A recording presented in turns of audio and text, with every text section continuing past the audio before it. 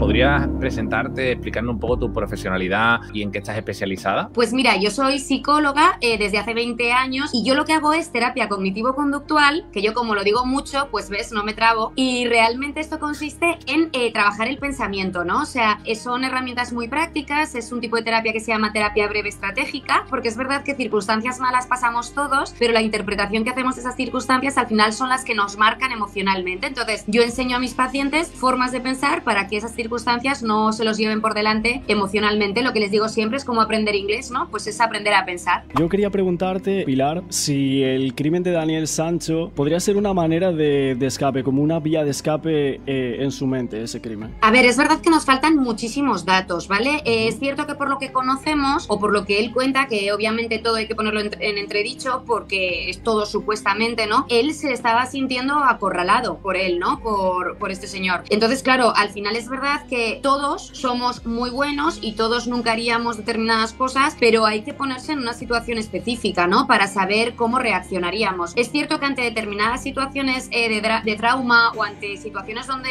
el ser humano se siente en peligro, cada persona tiene una forma distinta de actuar en función de su personalidad, ¿no? Y todos podemos conocer pues una situación no tan agresiva como esta, pero una fase de depresión, una fase difícil a nivel psicológico, y hay gente que recurre a diferentes variables. Hay gente que puede recurrir al consumo de sustancias, pues gente que puede recurrir a tirarse en el sofá y no hacer absolutamente nada, gente que puede recurrir a una comida compulsiva. Esto siempre hablando de casos específicos muchísimo menores. Por lo tanto, cuando una persona siente en riesgo su vida, puede llegar a reaccionar de modos que en ningún momento coinciden con su forma de ser o con sus variables de personalidad. Viendo lo que ha salido de Daniel, ¿no? Y viéndolo a él, porque se ve cuando lo detienen, la forma altanera que tiene, la forma en la que se expresa, ¿no? No lo vemos decaído, no lo vemos con la cabeza agacha, lo vemos una persona más bien altanera, que el mismo día que comete el crimen se va y flirtea con una chavala y se pasa todo el día con ella. El descuartizamiento, que no es un crimen, es que lo descuartiza. ¿Tú crees que podría encajar en la tríada oscura? ¿O un narcisista grandioso, por ejemplo? A ver, es cierto que al final Daniel es una persona que viene de una familia donde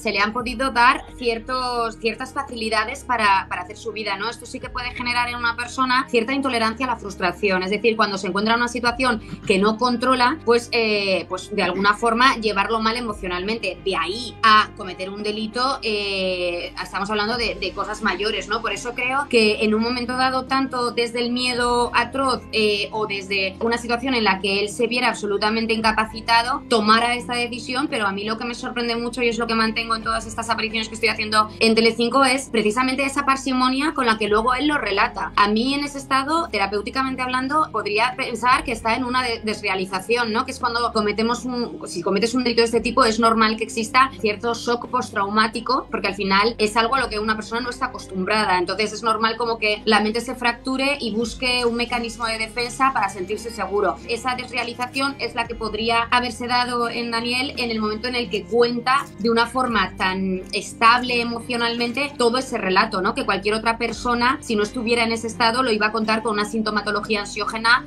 que no hemos visto en Daniel. Pero cuando te refieres a cómo lo cuenta, ¿qué te refieres? ¿A los pocos audios que hemos podido escuchar o confiando en lo que se supone que ha confesado? Escuchamos unos audios, creo que fue a principio de la semana pasada, que otorgó una periodista, donde cuenta esto de me han llevado al mejor restaurante de la isla, me están tratando muy bien, dicen que soy muy bueno. A mí ese relato no me cuadra después de una persona que no es un asesino en potencia, me explico, que no tiene un perfil de psicópata como tal, porque esto habría generado una historia en su vida. Es decir, habría un diagnóstico, una psicopatía se diagnostica entre los 16 y los 19 años, y si no existe un brote psicópata en esa edad, es muy difícil que aparezca este brote a no ser que hubiera un consumo de sustancias. Entonces, cualquier tipo de relato de esta historia, yo tendría que haber visto, pues esto, la habilidad emocional, una forma de explicarlo con sintomatología ansiógena, como voz entrecortada, sudoración, falta de aire, o sea, una serie de sintomatología que de alguna forma nos pudiera hacer ver un cuadro de ansiedad a la hora de aceptar lo que ha hecho y reconocerlo. Pero sí, hay psicópatas que actúan siendo mayores, ¿no? Tienes, por ejemplo, el ejemplo de José Bretón,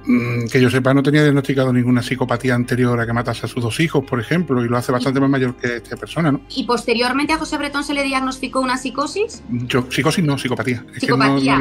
Claro, no es lo mismo psicosis que psicopatía. Hay como 3 grandes grupos de patologías: neurosis, psicosis, claro, y trastornos de personalidad. Las psicosis son enfermedades... Sí, pero estoy hablando de psicopatía, que entraría en los trastornos de personalidad, no en lo anterior. Claro, por eso hablas de narcisismo, que es un trastorno de personalidad. Claro, exacto. Sí, puede darse. Es verdad que los trastornos de personalidad normalmente no se diagnostican. Se mezclan un poco con las variables de personalidad. Claro. Me explico, o sea, para que te diagnostiquen un trastorno de personalidad, sea del tipo que sea, tendrías que hacer un test específico y tendrían que cuadrar todos los ítems en el DSM-5 para que esto cuadrara. O sea, que muchas veces, pero pasa con los niños a día de hoy. Un niño nervioso ya lo diagnosticamos de TDAH. Entonces, claro, habría que ver un poco todo su historial clínico y psicológico. ¿Que puede haber un trastorno de personalidad narcisista? No lo sé, porque no lo conozco y porque no he hecho ningún tipo de estudio, pero obviamente sí que podría sostener el ejecutar un acto de estas características. En esas conversaciones de las que estamos hablando, te quería preguntar, Pilar, ¿notamos, aparte de esa tranquilidad que nos desconcierta y demás, notamos algo que llame la atención, que pudiera estar mintiendo? ¿Que fuera alguna alerta de, oye, este chico puede que no esté diciendo la verdad? Pues eso es imposible. Claro, es que chirría mucho porque lo normal es que si has cometido un delito, mientas en la acción de que lo has cometido. Mentir diciendo que sí lo has cometido e inculparte solo podría justificarse intentando empatizar. Yo siempre, pues por mi profesión de formación profesional, empatizo para entender las conductas de los demás. Yo en la única situación en la que podría asumir eso es en caso de ver en peligro a mi familia. O sea, si a mí alguien, yo tengo 2 hijos, si a mí alguien me dijera, o te comes tú esto, o tus hijos van a sufrir, yo me lo como, yo.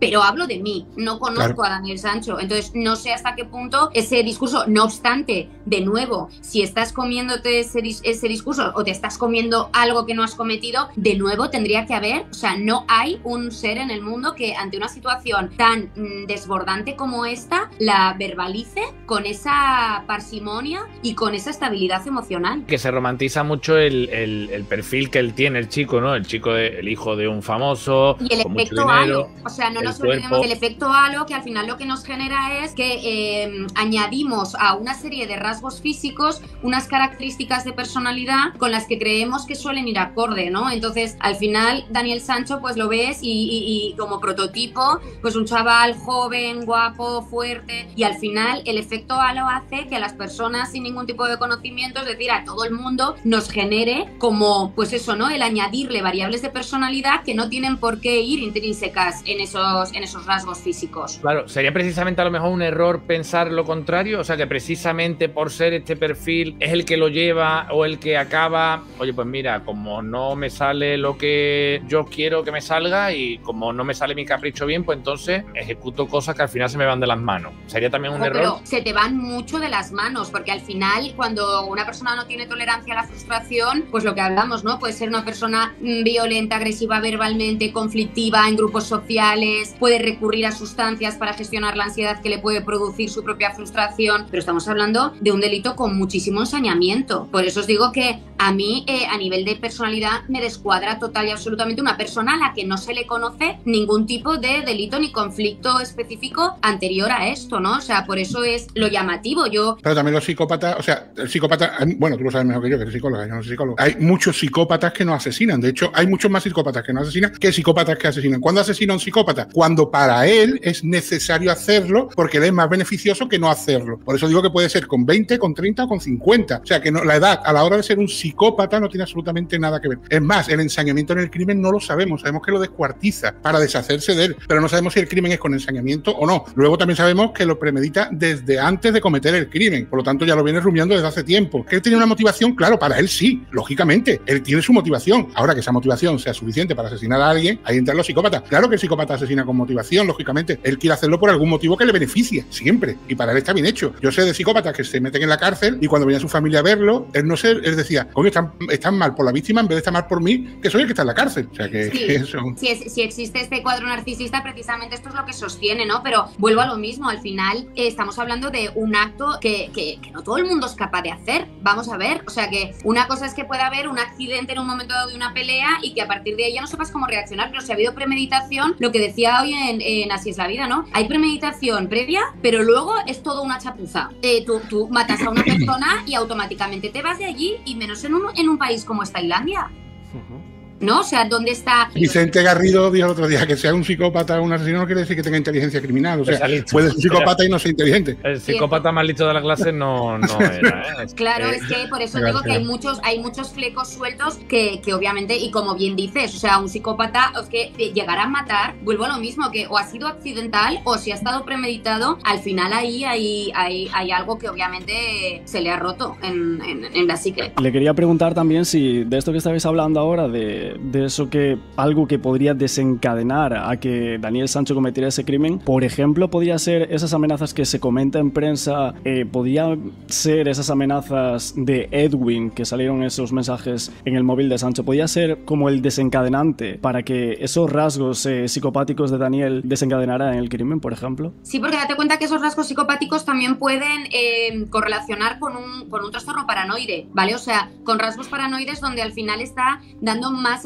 grandiosidad a la amenaza que está recibiendo, por decirlo de alguna forma. Y desde luego, independientemente, aunque tú te encuentres en esta situación, cualquier persona lo que haría es recurrir a familiares, seres queridos y entorno para que les dieran una solución de cómo salir a esa situación. En el momento que él supuestamente planea todo esto por libre, obviamente ahí estamos viendo ese rasgo psicopático. Y también yo lo que he dicho mucho en estos días es que es posible que hubiera un consumo de sustancias que le permitiera ejecutar una acción de este tipo, ¿no? Que además un consumo de sustancias también puede dar lugar a un brote psicótico que te lleve a cometer un delito de estas características. Pues Pilar, una pregunta que te voy a hacer, que no sé si va a ser muy difícil o te va a parecer una tontería. Cuando nos encontramos con este tipo de casos tan excepcionales, o espero que sean excepcionales, ¿esto puede tener retorno, rehabilitación, una persona de este tipo en algún momento de la vida con el paso de los años? ¿O esto es una persona que suele...? Cualquier tipo de trastorno dentro de los casos de psicosis y de trastornos de personalidad es necesario tenerlos controlados con medicación, ¿vale? O sea, sí que es importante una medicación constante. Yo atiendo pacientes en consulta con trastornos de esquizofrenia que están muy medicados, desde esa medicación han conseguido hacer su vida maravillosamente, sacarse oposiciones, están trabajando, pero es que también muchas veces relacionamos un trastorno esquizofrénico con una persona violenta y en absoluto, o sea, simplemente, como bien decíais, ¿no? O sea, tiene que haber también un rasgo de personalidad que te lleva a no diferenciar el bien con el mal y a decir, yo soy mi prioridad y a partir de aquí arraso